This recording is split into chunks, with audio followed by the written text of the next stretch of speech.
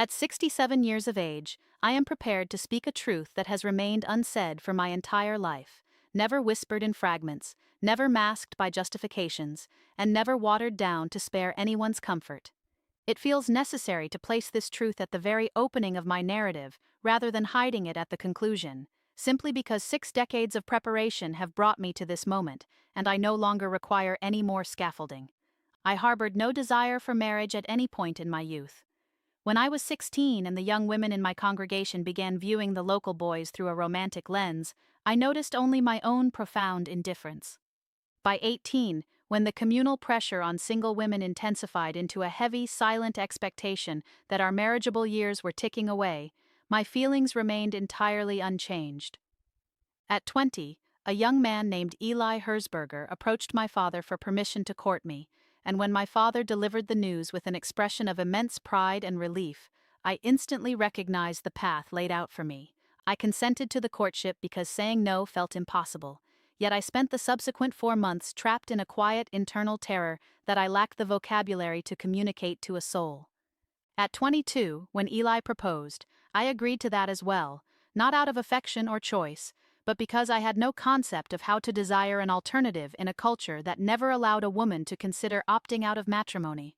To avoid any misunderstanding, I want to be entirely precise about the nature of my reluctance, as clarity on this point took me a lifetime to find and cost me decades of internal confusion. My struggle was not that I merely wanted a different partner, a more modern union, a prolonged engagement, or a deeper emotional bond with my fiancé, though all of those thoughts crossed my mind. The absence lay much deeper, at the very foundation of the life path itself, targeting the precise societal structure and the distinct transformation demanded of an Amish woman entering into a covenant in 1975. The role of a wife was something I simply did not want to inhabit. Motherhood, at least the totalizing and inescapable version linked directly to marriage within our community, held no appeal for me. I did not want the existence that a marital union in our society would forge for me, regardless of whether the man had been entirely different or the home life had been gentler, more intellectually stimulating, or fundamentally kinder. What I actually desired was something I could not articulate for decades, and I intend to spend this time charting a path toward naming that desire with absolute clarity. My hope is that other women who are listening, who have carried this exact, nameless burden for years or generations, might find a reflection of themselves here, because giving a name to a hidden truth is the catalyst for genuine change. My wedding to Eli Herzberger took place on a Thursday in October of 1975 when I was 22 years old. Clad in a blue dress that my own hands had stitched, I stood before our bishop and the gathered church, reciting the vows expected of me with as much sincerity as my young mind could muster. Yet deeply buried beneath the ceremony, so faint I could scarcely acknowledge it, was the unsettling realization that I was fulfilling everyone else's expectations for every single reason, except the one that truly mattered. I want to share the entirety of this journey, including what I now comprehend regarding my true identity, my actual needs, and the reasons it required nearly 7 decades for me to utter these reflections aloud. The variance between my own internal world and that of my peers became evident early on, though it manifested without grand drama or a singular sudden awakening. There was no specific dawn where my reality shifted instantly. Rather, it was a quiet, gradual gathering of small observations that I could not yet categorize, forcing me to store them away in an unlabeled corner of my mind. The initial distinction became clear when I compared myself to my older sister Anna, who viewed young men with a constant instinctual yearning, much like an appetite for a meal. Anna naturally observed every young man at our church functions, noting their speech, their postures, their humor, and evaluating who would excel on a farm or who possessed a spark of something more unique. It was an involuntary focus for her, whereas my own thoughts gravitated toward entirely different horizons. My focus remained fixed on the substance of the dialogues at our gatherings, rather than the individuals participating in them. I threw myself into our communal chores, not out of an exceptional desire for labor, but because practical tasks provided a sense of engagement that the social rituals of finding a mate never could. I found myself drawn to concepts and deep inquiries, realizing early on that I cared far more for the weight of ideas than for the intricate social maps of who was courting whom, which occupied the minds of almost every girl in my circle. For years, I misread this intellectual detachment as a sign of delayed maturity, an inherently serious personality, or simply a phase that would pass once I grew into the age of romantic interest. By the time I reached 16, and certainly by 18, I recognized that my indifference was far more deeply rooted, even if I still lacked the concepts to define it. Within our settlement lived an unmarried woman named Sister Martha, who was in her 60s during my adolescence. Having attained a certain age and position, she existed somewhat outside the conventional scrutiny directed at younger single women, commanding a genuine respect that I only truly began to decipher as a teenager. It was the quiet deference granted to someone who had successfully navigated an unconventional life for so long that the community had simply ceased to question it. I observed Sister Martha with the intense scrutiny of a person seeking confirmation that an alternative existence could be survived. Living independently, she supported herself completely through her exceptional skill as a quilter, selling her work at the Amish market and achieving a level of financial autonomy foreign to almost every other woman in our district. She remained a visible, active participant in our church and community, showing no signs of deprivation for lacking a traditional family. If anything, she seemed far more anchored in her own identity than the married women around her, as though freedom from domestic roles left her with the space to exist exactly as she was. Though the vast distance between my private thoughts and my capacity for speech kept me from ever speaking to her, her dignified, competent existence served as tangible proof that a woman who rejected the standard path was not fundamentally flawed, and that her marital status did not define her worth. I quietly catalogued this realization alongside the others and continued to wait in silence.